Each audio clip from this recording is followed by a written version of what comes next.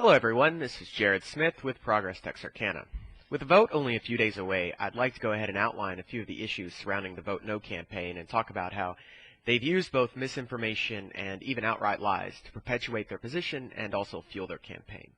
The quoted text is on their Facebook page as a press release. You can actually find it right in the description. Vote No says that kids will pay a price because of underage drinking and school dropout. Mothers Against Drunk Driving say that 1 in 3 8th graders drink alcohol and 1 in 5 kids who do drink or take drugs drops out of school. If alcohol is more readily available, kids will suffer. We are committed to protecting our kids. While the statistics themselves are actually correct, they don't really disparage between alcohol and drugs. This comes down to classification and as a result of alcohol being considered a drug under many statistics.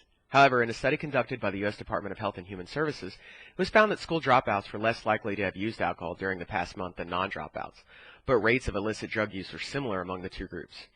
Also, the study noted that school dropouts were less likely to have used alcohol during the past month than non-dropouts. Findings were similar for males and females, and rates of binge alcohol use were similar among the same as the rate for non-dropouts. However, among females, the rate of binge alcohol use was actually lower for school dropouts than for non-dropouts.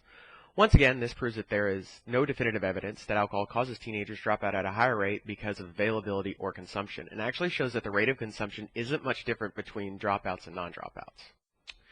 The second part of Vote No's press release says the following. It says, families will pay a price because of domestic violence. Texarkana, Arkansas Police Chief Harrison said that in one weekend his officers answered 38 domestic violence calls. He estimated that 35 of them involved alcohol. Our vulnerable family members will suffer. We are committed to protect our families. So if I'm to understand this position, they are essentially asserting that if alcohol availability climbs in this community, that more domestic violence will occur.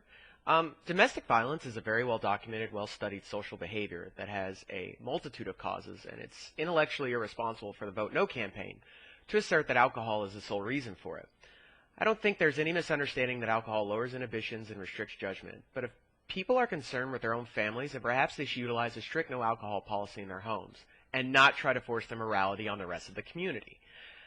Out of a population of 30,000 some odd residents, it is not unheard of that domestic violence will occur. But there are too many statistics needed before they can prove their theory that the more readily available access of alcohol causes it. Income level, age, prior arrests, education level, all of these things play into the conundrum that is domestic violence, as opposed to the introduction of alcohol being the primary cause. Also, the problem with this logic is that it seems to leave out the reality that there is equal access of alcohol less than 5 miles from Richmond Road.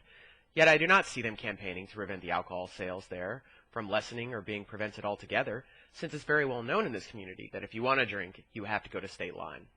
The next part of the Vote No campaign's press release states, drunk drivers could injure or kill any of us. MAD reports that someone dies from a drunk driving accident every 50 minutes, and alcohol-related accidents injure one person every minute. City of Lubbock, Texas had more traffic fatalities and alcohol-related deaths after the city went wet. We are committed to protect the people who live here. The hilarity and almost tragedy of this point is that they leave out critical information. They took this directly from an article written by Lubbock Online. And what it says is of the 29 roadway deaths on Lubbock streets in 2010, 15 lives were lost in confirmed alcohol or drug-related crashes. Please note how it cites both alcohol and drug-related, yet there seems to be, once again, no disparaging difference between the two. From the same article, but the rate of fatal crashes involving alcohol or drugs was higher than most other communities statewide, 6.8 deaths per 100,000 residents in Lubbock, compared to the 2009 average of 4.98 per 100,000 in Texas. It's quite apparent that Lubbock is an isolated case, as the state average in Texas is almost 2 full points below that. Also note that Lubbock's outlying areas were also wet, and in 2008, one full year before the city itself went wet, 18 of the 37 deaths were alcohol or drug related. This is 3 higher than occurred in 2010.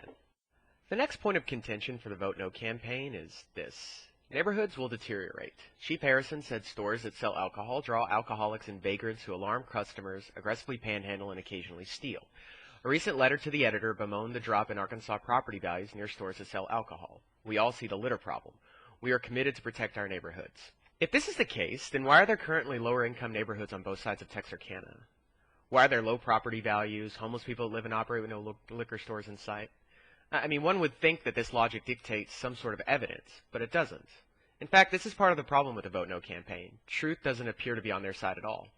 In a paper written by a business economist from the University of California in Berkeley, he concluded that, however, while numerous studies find a correlation between alcohol outlet density and crime, to my knowledge, no study has shown a causal relationship between alcohol outlets and crime. Hence, although there is strong evidence that alcohol outlet density is related to crime, it remains inconclusive as whether alcohol outlets themselves cause crime, result in a displacement of crime from surrounding areas, or whether they simply tend to be located in areas that inherently have higher crime rates. He also went on to note, the overall impact of new outlets in high socioeconomic status neighborhoods on violent crime is negative when there are other outlets present. While the increase in human traffic increases the likelihood of property crime, it appears that it may actually reduce violent crime, and further notes that new outlets located in high SES neighborhoods may have an overall positive impact on the neighborhood. Vote No's next point reads like this. Alcohol misuse and other crimes in 2008.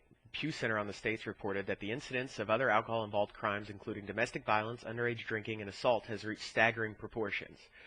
Research surveys have found that 5.3 million adults were drinking at the time of their conviction offense, and 40% of state prisoners convicted of violent crimes were under the influence of alcohol at the time of their offense.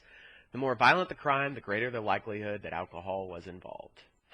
After reading through and doing research, I could find no Pew Center on the States report that discussed the incidence of alcohol-involved crimes. In fact, in the information that the Vote No campaign has, they're actually referring to an NPA-MC report, that's National Partnership on Alcohol Misuse and Crime, where the Pew Center was cited only by stating, in 2008, the Pew Center on the States reported that an astounding 1 in every 100 adults in the U.S. was behind bars.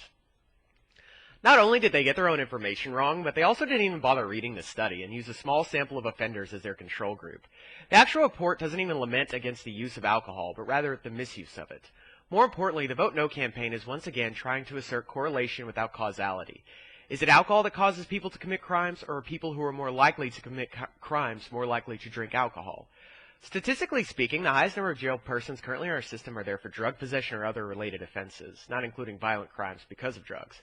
Property crime comes in a close second, with violent crime significantly behind, including violent crime committed by those under the use of drugs and alcohol. The last point of their contention about the impact of alcohol in communities, they actually referenced a paper called Impact of Alcohol in the City of Collegedale, Tennessee. It's by a man named John Green, Ph.D.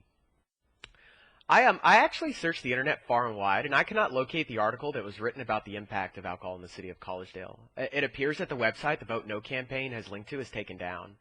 I also could not find a John Green, Ph.D., that had written any such article or appears in any capacity as an authority on anything, anywhere, after an hour of searching.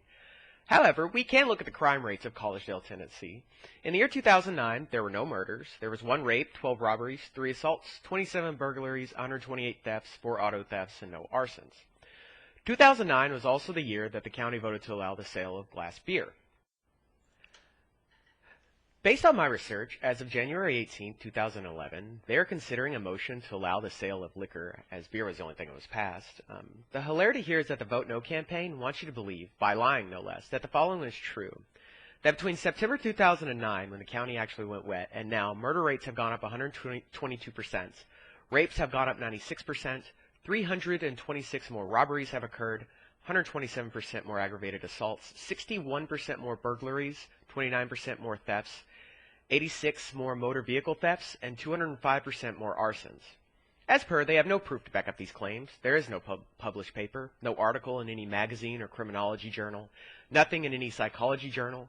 There has been no study, and they can't even produce the paper that was written, nor the apparent PhD who wrote it.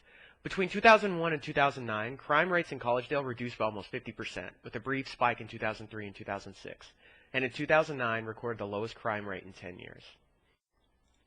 I think myself and all of us that support Vote Yes Texarkana recognize that a significant amount of information being fed to the general public is nothing more than half-truths, misinformation, and outright lies to scare people into voting against allowing the citizens of this city to exercise their right to keep our business on this side of the fence.